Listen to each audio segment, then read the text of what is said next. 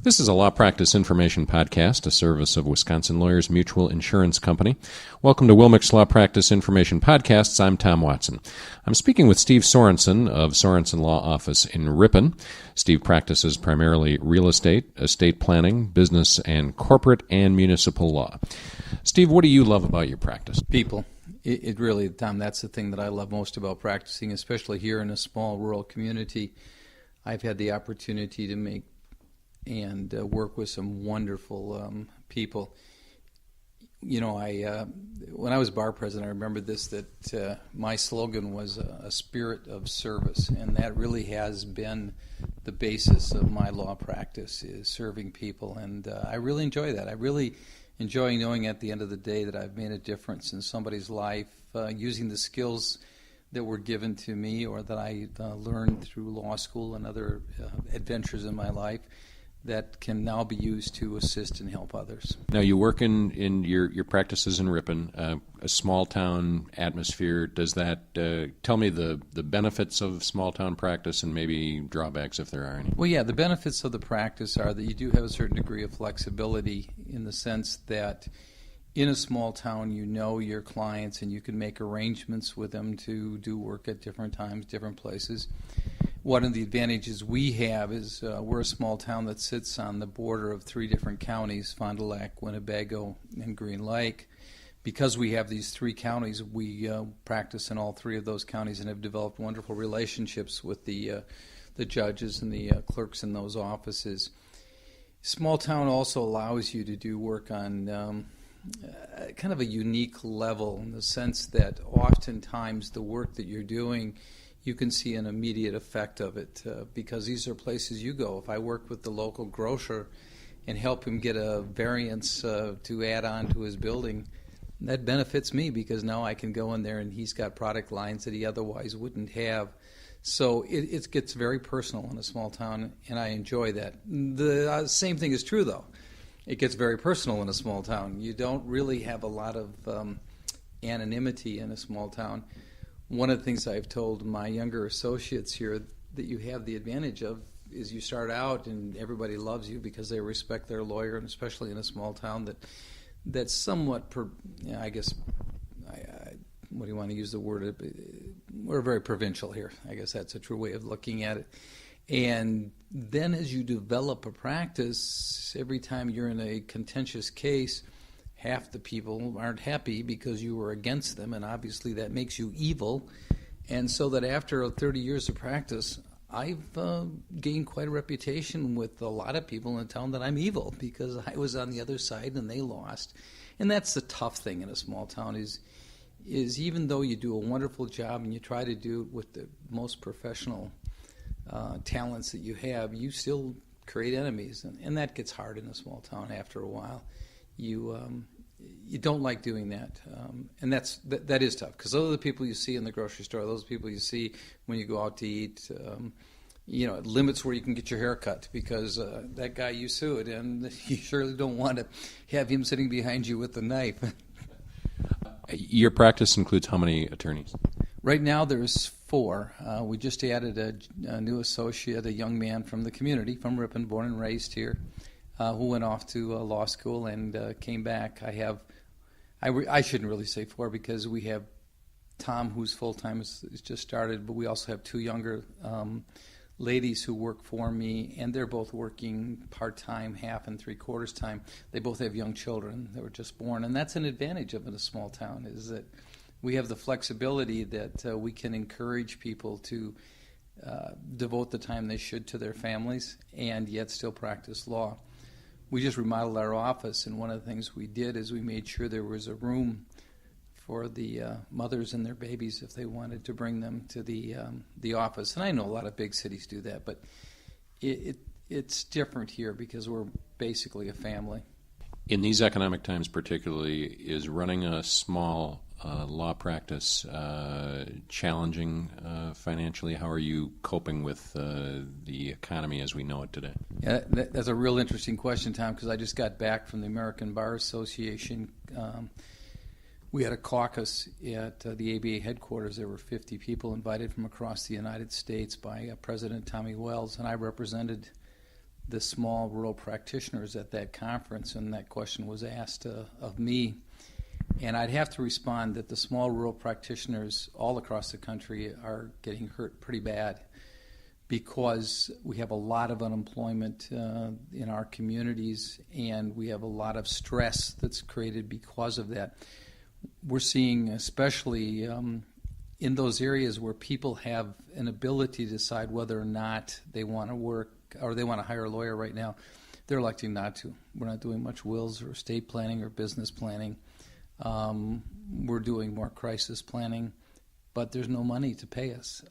Our accounts receivable have more than doubled in the last year, and we're just now feeling the pinch. We didn't feel it right away like a lot of big cities did. It's finally made it to rural America. Our business also depends to a great deal on the resort business of Green Lake, which is down by more than half, and that means there's people that aren't working, and there's people that can't afford to go forward. So we've seen a little uptake in the criminal world, which is sad, but the struggle is here as it is anywhere. The good thing is we as a legal community pretty much pull together, and we make sure none of our, should we say, compatriots in the area really suffer that much. We try to make sure that the work is spread as much as we can so nobody that really wants to work is finding themselves that they can't work or they can't survive in the legal community. How do you address that financial challenge, or do you just try to ride it out? Ride it out. I mean, you address it by going home and saying, we're not going to do this and we're not going to do that. I say that with a somewhat tongue-in-cheek because I feel it's my role to be the stimulus, I guess, in the community, because I rebuilt my office entirely and remodeled it right at the height of the recession, depression, and in fact, my wife and I just last week bought a new home. So you'd think we're rolling in dough, but in both cases, it became economically feasible for me to do it because I was helping out clients that may not have survived without a new home being purchased or a remodel job. We were able to keep, I know, at least one, if not two clients alive by taking and having them work on my office and work on my home. Where do you go for help? What resources do you access in terms of guidance for your particular practice areas? I rely on the computer, of course, a lot now. I mean, that's such a wonderful tool for those of us that practice in rural small towns because it gives us access to a lot of legal treatises and documents. Our problem is we don't have the income or the economics that allow us to pay for the high cost. I mean, Westlaw and LexisNexis, if you really want to use their services correctly, it's way beyond the means of what a small practitioner can afford. So then you look to the alternatives. Wilmec gives you alternatives. They provide you with documents and give you discounts on things like the statute of limitations. The other thing that I do a lot of is the listserv through the state bar. I use that extensively, and I rely upon that. Finally, my resources, and not a lot of lawyers can do this, but my resources are I use the ABA. I've been privileged to serve in various roles with the American Bar Association to the point that I can call up specialists in just about every field throughout the United States and even in Europe now, since I'm a member of the American Association of Legal Counsel, and we've got a worldwide network, and I'm on their board of directors that gives me the ability to basically find someone somewhere that can give me the resources that I need to complete projects. Young lawyers coming into the practice, would it be your advice to seek out mentors or use resources when necessary in terms of guidance in areas of practice that they may need some of that guidance? Yeah, I really think it's impossible. And I did it. I mean, this is someone that came out of law school, went to work with another individual who had been in practice for 10 years. He left after 12 months, a year, and I had my own office, and I put my shingle out, and I was told by some of the attorneys in this town, you can't make it here, there's no room for you. And here I am 32 years later with the largest firm in town, largest practice. But I think looking at my associates that I brought on in the last several years, there's no way in the world you can practice law effectively on your own without some type of a mentor, without some type of a contact person. That doesn't mean you can't hang out your own shingle, especially in a small rural community, but you need to find somebody that you can trust and work with. And I think in every community that I've been involved with, there's one or two lawyers that are more than happy to do that. Just, take your arrogance and your cockiness and put it in a briefcase and leave it at home and go see the lawyer and show him or her your respect. I mean, one of the things I've loved doing is with the Wisconsin Legal Assistance Program. I've helped many times a young lawyer who's stressed out or in trouble by going to their community, sitting in their office, working with them, helping them set up systems, and giving them the tools in their own community that they can use. But the mentoring program or any type of mentoring that you can develop is definitely worth it, because locals are not training people to go out and hang out their shingles. What do you wish you knew then when you started that you know now? That's a really tough question. I really wish I would have known what opportunities were available in the legal field. I didn't know. I mean, I really did not know. I worked in the DA's office as an intern in law school, and I thought, well, that was a way to go. Or I thought you went out into private practice. I never knew all the career opportunities. I never knew all the government-type jobs that would be available. I really wish that someone had sat down to me and shown me the universe of what a lawyer can do practically, and if I had known that, I probably would have followed some different paths than I did. Not that I don't like what I've done. I've enjoyed. It's just that right now, for example, at practicing in a small town for 32 years, I really would like to try something new.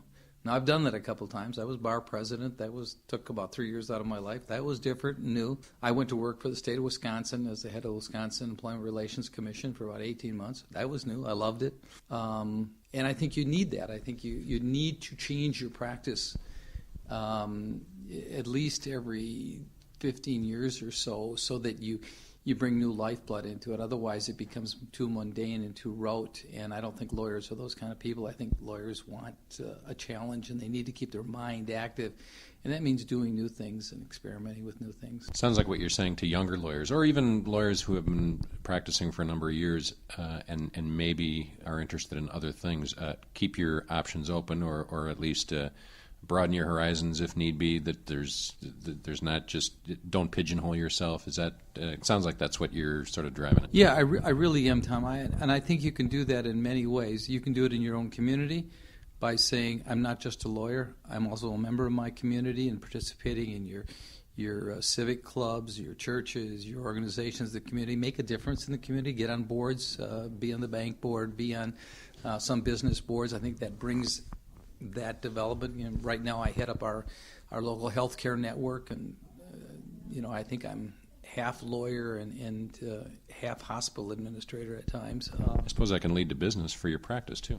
Well, yeah, certainly it can. It definitely can. And the one thing you'll find about me, Tom, is I've never worried about the bottom line. Never. There are times that I probably should have, but my key is if you practice law and you do it well, it'll be a success. But getting back to your last question, I want to just quickly also mention participate in your bar associations.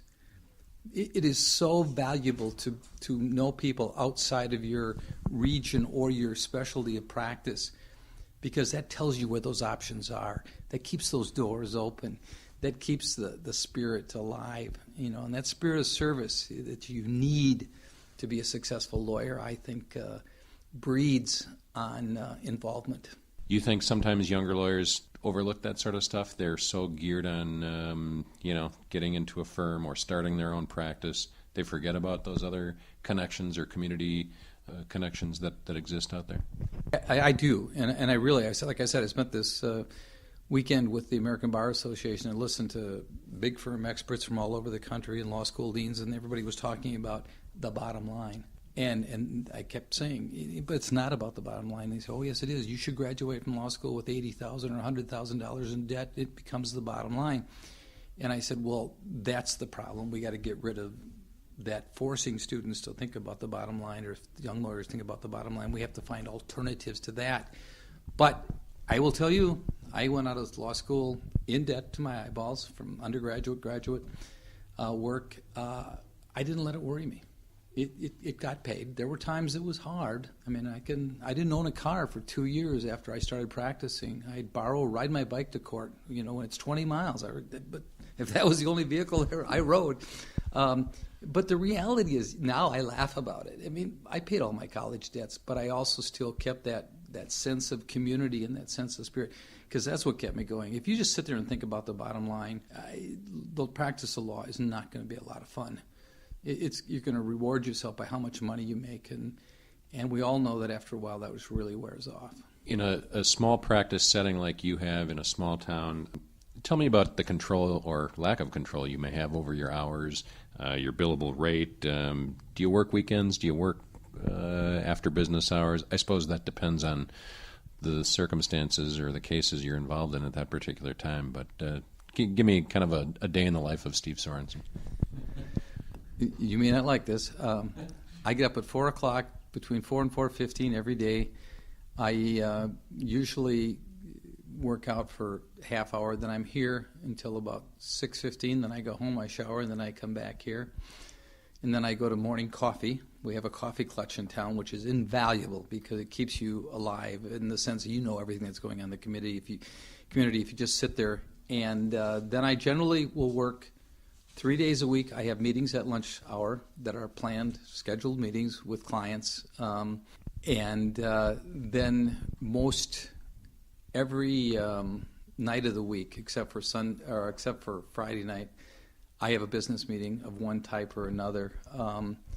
That's my life. That's why I said it's not typical. But if I decide I'm going to take off at 2 o'clock in the afternoon, I take off at 2 o'clock in the afternoon. Now, I might take my phone with me, or I take my work and sit at my pool at home and answer the phone. Or I may go up to my cabin up north, which is about 2.5, 3 hours away, and I have a headset on. But I have a headset on, and I'm sitting in my pontoon boat reading a law journal or something, talking to a client in Chicago or back here in Ripon. And I don't think you could pull that off in a big firm. I mean, that's the advantage of a small town. The other thing I said is, when I first started, phone calls came at all hours of the night. I mean, you were like the family doctor, my baby's coming, so come see me. But as your practice matures and you set the rules, people learn. People learn that I'm not here Friday afternoons for the most part because I'm at my cabin. But people also know they can call 4:30, 5 o'clock in the morning. Doesn't bother me a bit. Call me at 9:30 at night. You might get a sleepy-eyed person, but you'd be surprised how people in a small community adopt to your style. And I know pricing. Again, Tom, I have to tell you, it's never been about the bottom line. So I bill clients very flexibly.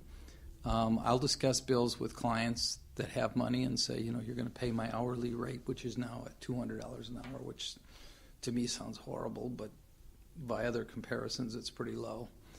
And I'll tell that.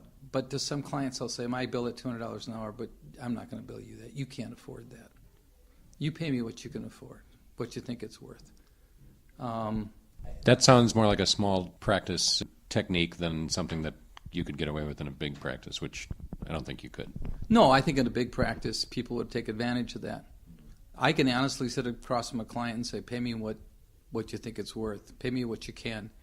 And most often, they'll pay me very close to what I would have gotten anyway using a billable hour system. I'll give them back money if they overpay me, but that hasn't happened.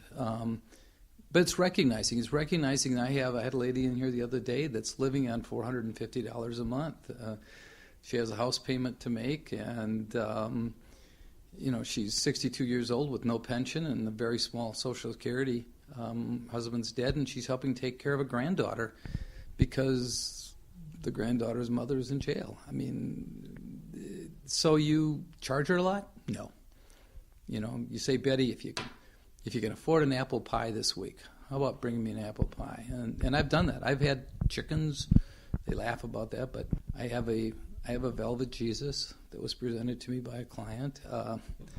But someone starting out couldn't do this. I mean, they would need to bring in money to pay the bills, don't you think? You got to bring in some money, obviously, and you need some good clients, and you can do that. But Tom, I mean, food's food. And if you're representing a restaurant, for example, that's just getting started, a lot of times it's a lot cheaper for them to feed you dinner at night or breakfast in the morning than it is to pay you $10, $15, you know, and you need to do that. Barter is a way of life here. Is that a function of a small town? I think so. I mean, I've never had the opportunity in a big town. I don't really think that Harley Davidson,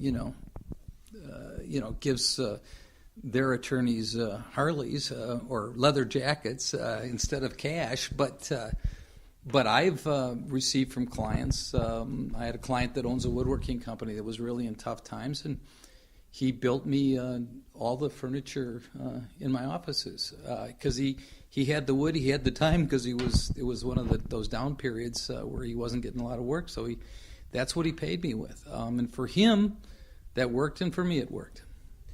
Speaking of clients, what's good about them and what challenges you about them? The worst part about clients are that they're people, and the best part are that they're people. I mean, they people are people, and you think you have them figured out, and then they come back and they do something that just blows your mind. My recommendation to people, to law students or people coming up in the career is, number one, recognize you're not smarter than anyone that you're talking to.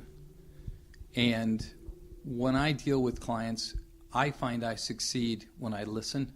I fail when I talk. If I don't listen to a client and understand that I have to figure out how to solve their problem where they see the solution, not where I see the solution, and I can't pull out my legal expertise and downgrade them by the way I talk to them and stuff like that. Sure, I may represent them. I may be successful in getting a bill, but I haven't served them. I haven't done them any good. I could win a $100,000 claim for somebody, but if they don't understand why and how, and it doesn't satisfy what their real objective was, I didn't really do them a service. So what I find is the hard thing is to listen to clients, and the hard thing is to have clients finally listen to you when you do need to talk, when you do need to tell them how it is and where it's going. How do you keep the good clients? How do you attract new ones?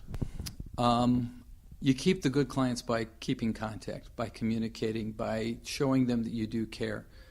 Every time I've lost a good client, it's because I've taken them for granted. I haven't spent enough time, energy communicating with them. And I've lost some good clients over the years. I lost, frankly, a lot of good clients when I became president of the State Bar of Wisconsin. I lost 3 out of my 5 top clients. And it was because I spent more time at the Bar Association than I did with my clients. And they saw that as a disadvantage, and they went and hired other people. It gave them an excuse to move up to big cities. And that was kind of hard for me. And one other time in my career, I did let a good client go because I just elected to do something else rather than taking the time that they really needed. And I think that's the message I would give is you keep good clients by serving them. How do you get clients? Serve your current clients. Word of mouth is how you get good clients. Reputation. How do you handle the difficult clients? You get their work done and say goodbye. I mean, honestly, that's what I do. When I have a difficult client, I'm a good one for laying out a schedule. This is what we're going to do. This is how we're going to accomplish this task. This is what I expect of you. This is what I'm going to do.